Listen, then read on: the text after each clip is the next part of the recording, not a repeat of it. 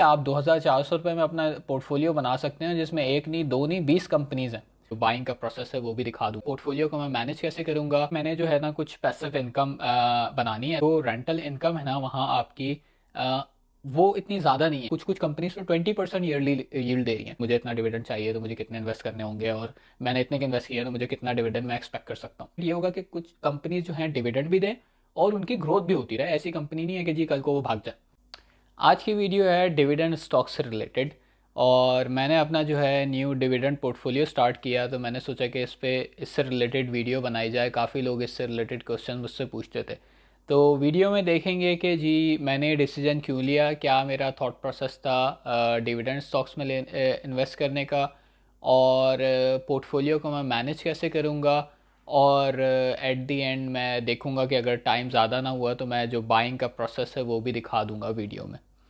तो सबसे पहले इस बार टॉपिक पे बात करते हैं कि जी मैंने डिविडेंड स्टॉक्स में इन्वेस्ट क्यों करना है। मतलब और भी तरीके के स्टॉक्स हैं और इन्वेस्टमेंट के और भी ऑप्शंस हैं, तो डिविडेंड वाले स्टॉक्स में क्यों इन्वेस्ट करना है। और नॉर्मली अगर इंटरनेशनल मार्केट में आप देखे जाएँ तो डिविडेंड वाले स्टॉक्स काफ़ी इतने बहुत ज़्यादा हैं नहीं। जो मेन स्टॉक्स हैं जिनमें लोग इन्वेस्ट करते हैं, टेक और S&P 500, उसमें डिविडेंड वाले स्टॉक्स बहुत ज़्यादा नहीं है जो मेजॉरिटी चंक है उसमें। तो मेरा आइडिया हो रहा था कि मैंने जो है ना कुछ पैसिव इनकम बनानी है। तो मैं सोच रहा था कि जी एक रेंटल प्रॉपर्टी ली जाए, कोई फ्लैट लिया जाए जो आपको मंथली पैसिव इनकम जहाँ से आती रहे। तो इस बारे में मैंने थोड़े से एनालिसिस किए कि दोनों का कंपैरिजन किया कि अगर मैं प्रॉपर्टी लूँ तो मेरे पास क्या बेनिफिट्स हैं, और अगर मैं स्टॉक्स में लूँ तो मेरे पास क्या बेनिफिट्स हैं। तो प्रॉपर्टी में जब मैंने वहाँ देखा कि जो रेंटल इनकम है ना वहाँ आपकी अ, वो इतनी ज़्यादा नहीं है। वहाँ जो प्रॉपर्टी की कॉस्ट ऑफ ऑनरशिप है वो काफ़ी ज़्यादा है। मतलब आप 50 लाख की प्रॉपर्टी लेते हैं, 50 लाख का एक फ़्लैट लेते हैं, उसका मेरे ख़्याल से आपको कराची में 25,000 तक रेंट मिलता है, which is like 6% per year. तो 6% आपको यील्ड मिल रही है। हाँ, साथ में आपकी ग्रोथ भी होती है, जो आपकी एप्रिसिएशन हो रही है प्रॉपर्टीज़ की प्राइस की, वो एप्रिसिएशन हो रही है।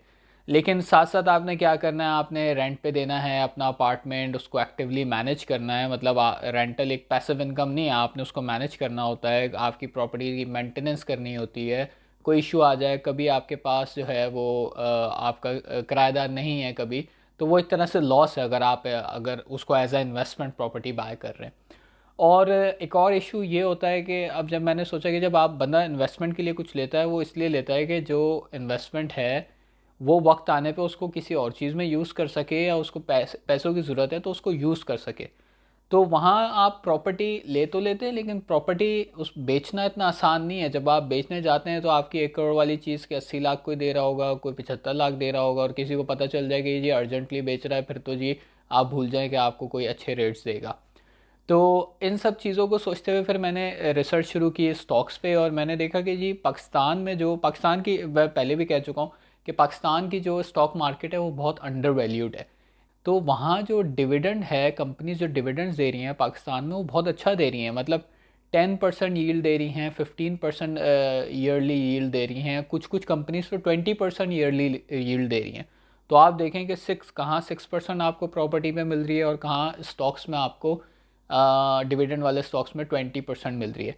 लेकिन खैर स्टॉक्स में भी ऐसा नहीं है सब अच्छा है।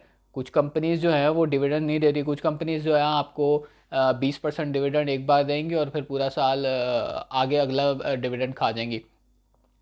तो इन सब चीज़ों को फिर देखते हुए फिर मैंने सोचा कि जी मेरा टारगेट 20% नहीं है। मेरा टारगेट ये है कि जी मेरी पैसिव इनकम आ रही हो और पीस ऑफ माइंड हो, तो मुझे मैक्सिमम डिविडेंड नहीं बनाने। तो जहाँ कंपनी 20% 15% ईजिली दे रही हैं, तो अगर मैं अपना टारगेट रखता हूँ कि मुझे 10% यील्ड मिल जाए ईयरली, तो मेरे लिए बहुत है। और 10% यील्ड का मतलब ये है कि इतना मुश्किल टारगेट नहीं है, बहुत आसान टारगेट है पाकिस्तान की स्टॉक मार्केट में। तो ये मेरा एक थॉट प्रोसेस था। और दूसरी चीज़ ये होती है कि आपने स्टॉक्स बेचना है, आप जो मार्केट रेट चल रहा है आप उसी वक्त अपना स्टॉक बेचना है। आपने किसी के पास जाके नहीं करना, किसी को कमीशन भी नहीं देना, कोई बड़े ख्वारियाँ नहीं करनी, इसके ऑफिस जाओ उसके ऑफिस। आपने अपनी ऐप से डायरेक्ट अपने स्टॉक्स बेच देने हैं और वहीं से ख़रीद लेना है। तो डिविडेंड यील्ड ये थी। अच्छा, अब लोग मुझसे बोलेंगे कि जी आप डिविडेंड यील्ड कैलकुलेट कर रहे हैं, आप कह रहे हैं कि जी 10% डिविडेंड यील्ड लूँगा, तो अपार्टमेंट्स में तो आपकी ग्रोथ भी हो रही होती है।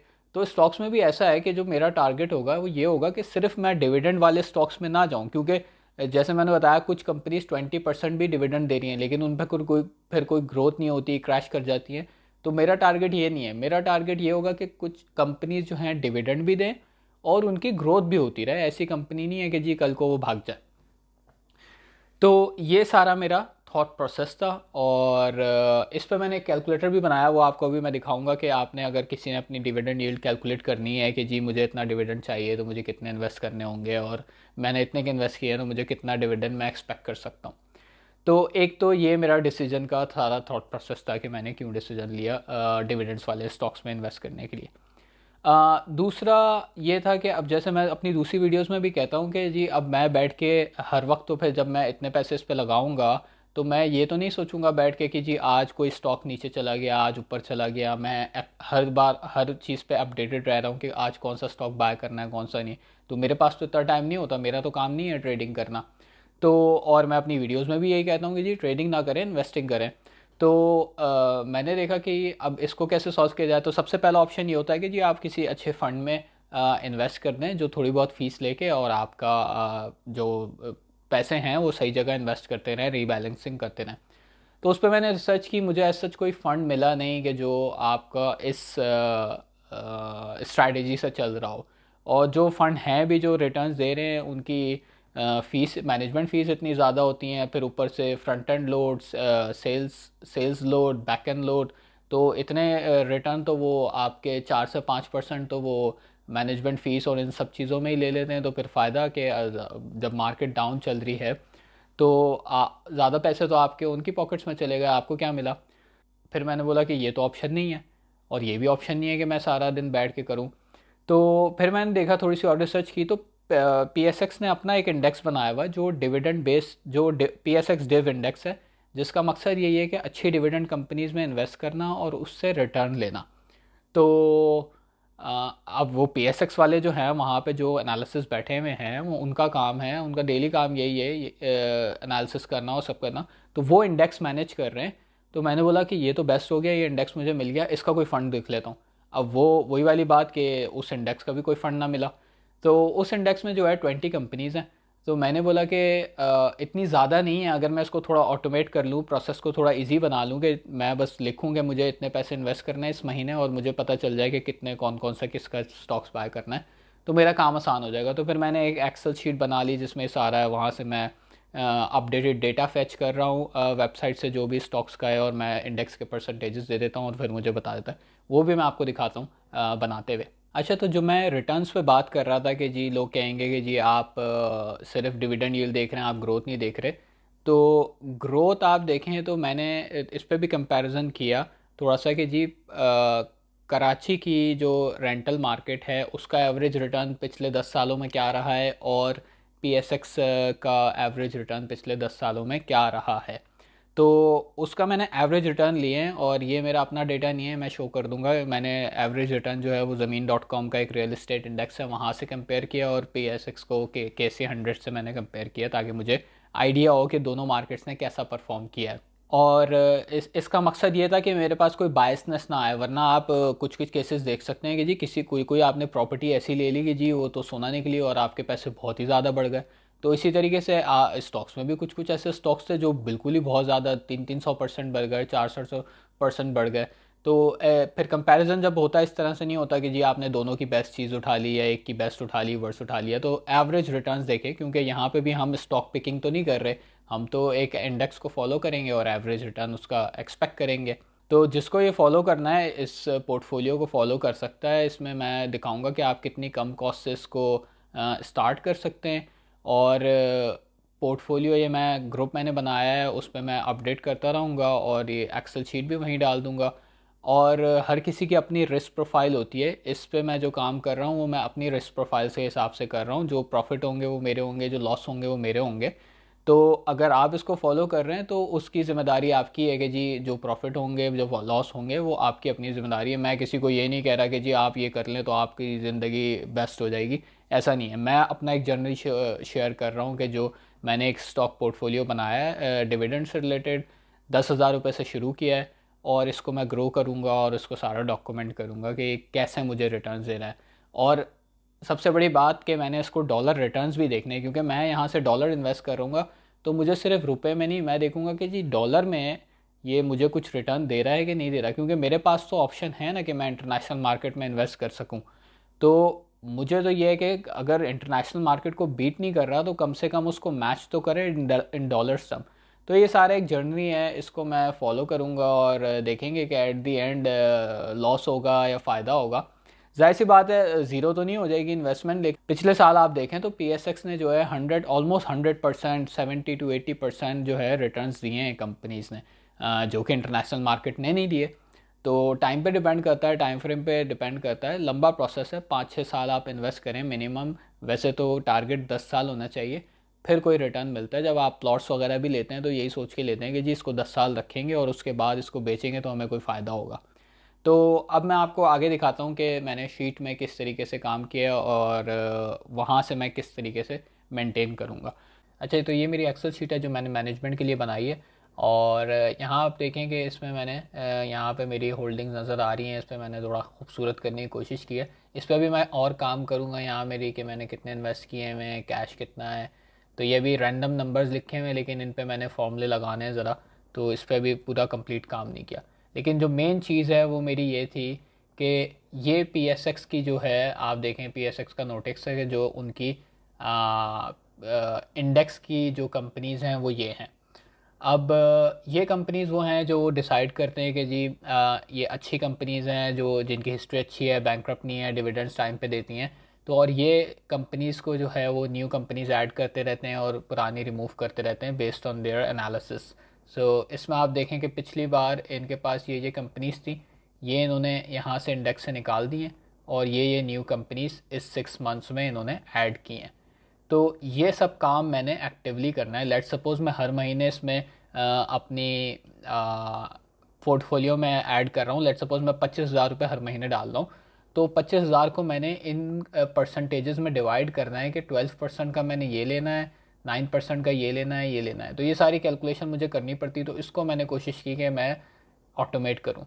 तो मैंने यहाँ पे क्या किया, यहाँ पे मैंने, मेरे पास ये सारा डेटा ऑटोमेटिकली मैंने फैच किया है स्क्रिप्ट के थ्रू, और ये मेरे पास आ रहा है। और यहाँ पे आप देखें वेटेज के हिसाब से आ रहा है, थोड़ी बहुत 19-20 की फ़र्क होती है, तो उसका उसका इतना इशू नहीं है। तो ये मेरे पास आ गया। अच्छा, अब जो है वो मेन चीज़ पे आ गया हूँ कि जी पोर्टफोलियो कैसे करना है, मतलब मैंने अब पोर्टफोलियो में इन्वेस्ट करने हैं पैसे, तो मैं कितने पैसे कैसे इन्वेस्ट करूँ। तो लेट्स सपोज़ मेरी ये अभी सब कुछ ज़ीरो है, मैंने इसको कहा कि मुझे आज जो है वो 12,000 रुपये इन्वेस्ट करने हैं। तो 12,000 के हिसाब से जो आज का रेट है, ये रेट अपडेटेड होते हैं और मैं रिफ़्रेश कर लेता हूँ उसे और रियल टाइम पे रेट आ जाते हैं। तो 12,000 के हिसाब से जो आज का रेट है, उसने बोला कि इतनी इतनी क्वांटिटीज़ आपने बाय कर लेनी है इन स्टॉक्स की। तो जब मैं इन स्टॉक्स को बाय करूँगा, मैं यहाँ पे अपडेट कर दूँगा और मेरे पास यहाँ पे सारा आ जाएगा कि मैंने कितने की। अच्छा, आप यहाँ पे देखें, लोग मुझसे पूछते हैं कि जी हमने इन्वेस्ट करना है, हमारे पास ज़्यादा इन्वेस्टमेंट नहीं है, तो हम कितने रुपए से शुरू कर सकते हैं, हमारे पास लाखों रुपए नहीं है इन्वेस्ट करने के फ़िलहाल।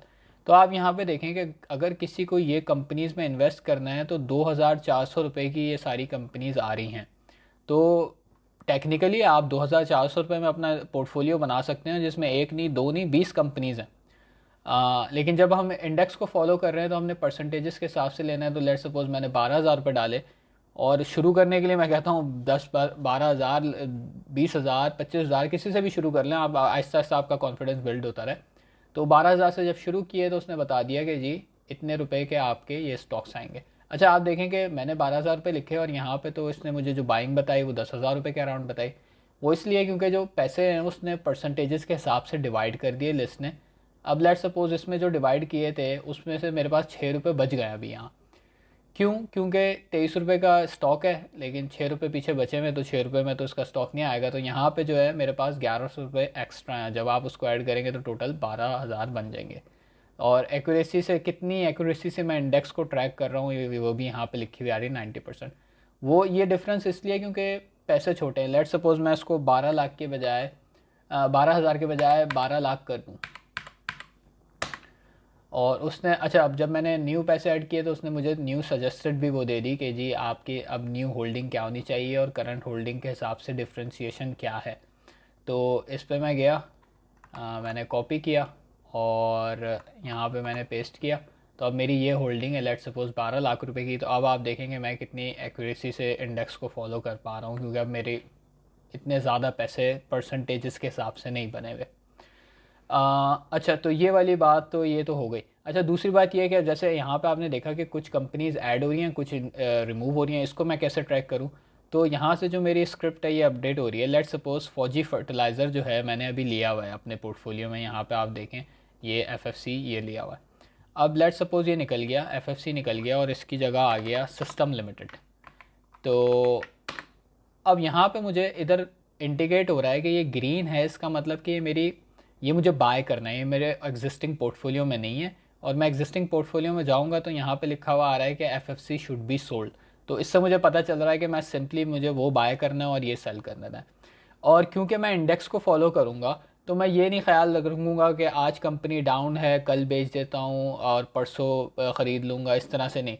जब आप इंडेक्स को फॉलो करते हैं तो आपने उसको सही से फॉलो करना होता है। फिर बेशक जब मैं उसको सेल करूँगा, बेशक मेरा थोड़ा सा लॉस हो रहा हो, लेकिन मैं उसको बेच के जो उन्होंने न्यू कंपनी ऐड की है वो मैं बाय कर लूँगा। उसकी रीज़न ये होती है कि जी उन्होंने अपना एनालिसिस किया है और उस हिसाब से कंपनीज इंडेक्स से में ऐड की हैं और रिमूव की हैं। तो अगर उन्होंने कर दी तो मेरा काम ये है कि जी मैंने तो क्योंकि ख़ुद से एनालिसिस नहीं किया, कुछ नहीं किया, तो बेशक लॉस में हो सकता है आगे वो और लॉस दें, इसलिए उन्होंने निकाली है। तो मैं सिंपली लॉस में भी उसको सेल कर दूँगा।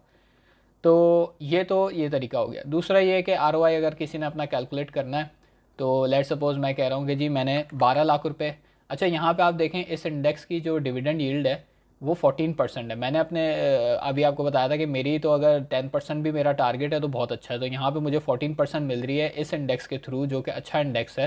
तो वेरी गुड। तो यहाँ पे मैंने लिखा कि जी मेरी 14% डिविडेंड यील्ड है और मैंने 12 लाख रुपए ये। अच्छा, ये मैं अपने डैशबोर्ड पे भी, वो जो पहली स्क्रीन है वहाँ पे फिर मैं इसको अपडेट करूँगा ताकि अपडेटेड रिफ्लेक्ट होता रहे। तो मैंने उसको बोला कि जी मैंने 12 लाख रुपए इन्वेस्ट किए हैं और 14% मुझे डिविडेंड यील्ड मिल रही है, तो मेरा डिविडेंड होगा कितना? तो इस पर उसने मुझे बता दिया कि जी 14,000 पर मंथ आपका डिविडेंड होगा और 168,000 जो है वो ईयरली होगा। अच्छा, ये तो हो गया कि जी मैंने इतने इन्वेस्ट किया। अच्छा, मेरा टारगेट है लेट्स सपोज़ कि मुझे 25,000 रुपये जो है वो हर महीने का डिविडेंड चाहिए। तो मुझे बता दो कि मुझे पैसे कितने इन्वेस्ट करने हैं इस डिविडेंड यील्ड के हिसाब से। अच्छा, मैं इसको चेंज भी कर सकता हूँ, उस हिसाब से भी बताता रहेगा। तो let's suppose let it be 14%। यहाँ पे मैं कहता हूँ कि जी मुझे 25,000 रुपये पर मंथ चाहिए। तो 25,000 पर मंथ का मतलब है 3 लाख रुपये पर ईयर। और उसने बोला कि अगर 14% यील्ड है तो आपने 21 लाख रुपये, 21.5 लाख रुपये इन्वेस्ट करेंगे तो आपको हर महीने का 25,000 रुपये मिल जाएगा। अच्छा, ये इस तरह से नहीं होता, मंथली नहीं मिलते। ज़्यादातर कंपनीज़ जो हैं वो क्वार्टरली अपने डिविडेंड पे आउट करती हैं। तो ज़्यादातर हम जो बात करते हैं डिविडेंड यील्ड की वो पर ईयर के हिसाब से करते हैं कि जी लाख आपको साल का 3 लाख रुपए मिल रहा है, अब आप डिवाइड कर लेंगे जी महीने का कितना बना। अच्छा, दूसरी चीज़ जो वो मैंने शुरू में भी अपने डिसीजन वाले पॉइंट में बताई कि जी रिटर्न ऑन रेंट कितना है। तो आप देखें अगर 25,000 रुपये आपको रेंट लेना है, दूसरे शहरों का मुझे नहीं पता, लेकिन कराची में आपकी 50 लाख की प्रॉपर्टी है, फ्लैट है, तो उसका आपको 25,000 रुपये रिटर्न मिलता है। तो विच इज़ लाइक अगर 6%, तो अगर मैं यहाँ 6 लिखूँ तो हाँ ये देखें उसने बताया कि जी अगर 50 लाख रुपए इन्वेस्ट करेंगे और 6% उसकी डिविडेंड यील्ड है तो आपको 25,000 रुपये महीना मिल रहा है। अच्छा, इस पर टैक्स होता है। फाइलर के लिए जो है 15% इस पर टैक्स है, जो भी आपकी डिविडेंड इनकम आ रही है। और रेंट ऐसा नहीं है कि जी रेंट पे कोई टैक्स नहीं होता, रेंट पे भी टैक्स होता है, लेकिन वहाँ लोग देते नहीं है। तो इसमें जो है अगर आप फाइलर नहीं हैं तो 30% टैक्स है और अगर आप फाइलर हैं तो आप पे 15% टैक्स है, जो कि सही है। और मैंने तो रोशन डिजिटल के थ्रू अकाउंट बनाया है तो उस पर सबके लिए आप बेशक फाइलर हैं या नहीं है वो 15% ही दे रहे हैं। और अगर आप फाइलर नहीं है तो फाइलर हो जाएं, अच्छा है, उसमें कोई नुकसान नहीं है, क्योंकि नॉर्मल बंदा तो अगर आप सैलरीड पर्सन है या इस तरह की इन्वेस्टमेंट कर रहे हैं तो टैक्स तो आपका काट ही रहे हैं, तो आप फाइलर होने में आपका कोई नुकसान नहीं है। तो ये था आज का सारा टॉपिक। वीडियो थोड़ी लंबी हो गई है लेकिन मेरे ख्याल से इंटरेस्टिंग वीडियो है। और मुझे पता है लोग ये शीट भी मांगेंगे, तो मैं इस शीट को जो है वो एक मैंने ग्रुप बनाया है फेसबुक पे, वो ज्वाइन कर लें आप। वहाँ पे मैं इस शीट को अपलोड करूँगा, और जब भी कोई न्यू, जैसे PSX के जो नोटिक्स हैं, हर कोई हो सकता है अपडेटेड नहीं है, तो मैं पोस्ट डाल दिया करूँगा कि कब कौन सी कंपनीज़ चेंज हो गई, कब कौन सी कंपनीज़ ऐड और रिमूव हुई हैं, वो सारी मैं डाल दूँगा। तो इसको देखते हैं, और इसको फिर मैं अपडेटेड करता रहूँगा। मिलते हैं अगली वीडियो में।